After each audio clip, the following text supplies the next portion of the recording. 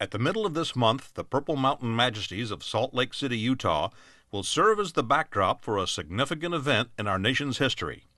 U.S. governors, attending their association's summer meeting in Salt Lake City, will meet, behind closed doors, with provincial trade representatives from the People's Republic of China.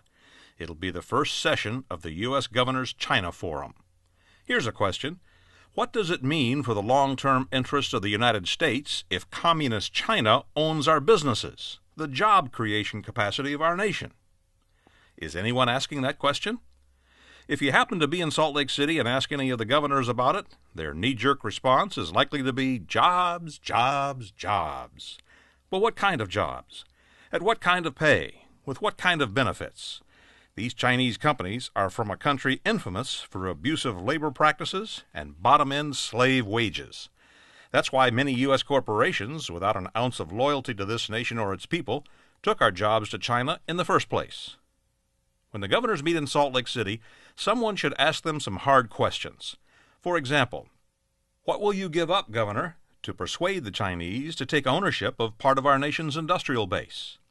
What kind of subsidy will these Chinese companies get in the form of local and state tax abatements? How much direct taxpayer money will go to upgrading public services and infrastructure to woo them to this place or that? Will owners from a communist dictatorship allow their U.S. workers to join a union if they choose to do so? And what about the profits, which will be going to enrich the economy of China and not the United States? While we don't know the answers to these questions, here's what we do know. Over the past 2 decades, a major portion of our nation's industrial base, once known as the arsenal of democracy, has moved offshore, mostly to China. When the governors meet in Salt Lake City, there will be no forum dedicated to rebuilding America's industrial base with American ownership. The governors won't discuss the need for an intelligent national debate on how we make America competitive in a globalized economy without wiping out the financial foundation of our middle class or being isolationists. We won't hear the governors discuss how to trade with China as equal parties and not beggars pleading, "Pick us, pick us." We won't hear our governors discuss how to protect America economically while trading with state-owned or state-subsidized companies, such as those in China, that lie, cheat, and steal, while their government stacks the deck through currency manipulation and ownership rules that are anything but free trade. We won't hear any concern from the governors about the Chinese government buying American businesses through what is called a sovereign wealth fund or foreign direct investment.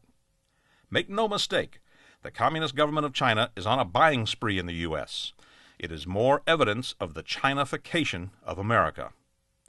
The difference between investment by China and companies from Germany or France is that the biggest Chinese deals are not private enterprise transactions. They are government investments by a democracy-hating communist dictatorship. China's globally aggressive sovereign wealth fund is full-bore socialism, and it's buying minority ownership, for now, of American businesses.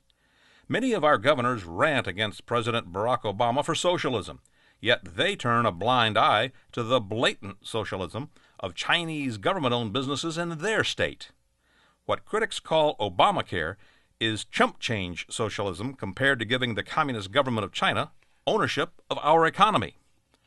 Our governors can and will spin it any way they wish, but socialism doesn't get any more blatant than that.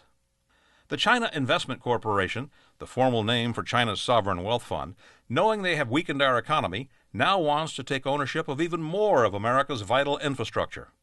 Last fall, Zhu Yuan, head of asset allocation for China's sovereign wealth fund, said the government of China is prepared to invest $1 trillion to buy U.S. rail and electric power infrastructure.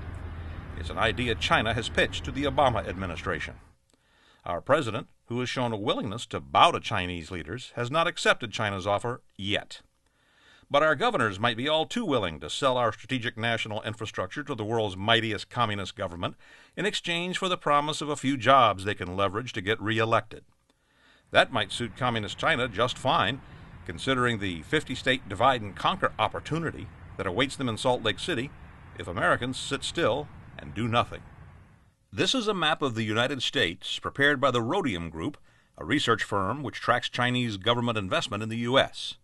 The top 10 states for direct Chinese government investment by dollar amounts are Texas, New York, Virginia, Illinois, California, Michigan, Colorado, Oregon, Delaware, and New Jersey.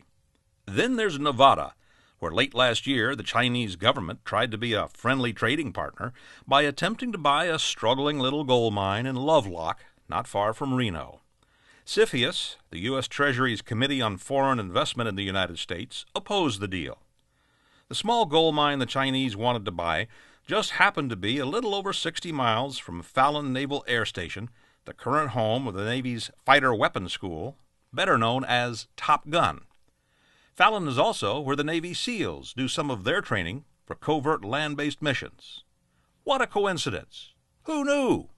It must have been a coincidence that the Chinese government wanted to buy a spy base, a gold mine, just up the road from a remote Navy air base where the best of the best try new weapons and tactics. But episodes like the gold mine in the shadow of the Top Gun base won't deter the governor of Nevada or the governors from other states from lining up in Salt Lake City to plead with the Chinese to come to their state and take even more ownership of the United States economy. We can be reasonably sure none of our governors, Republican or Democrat, will stop to ask if they are doing long-term damage to our country. I'm Vince Wade.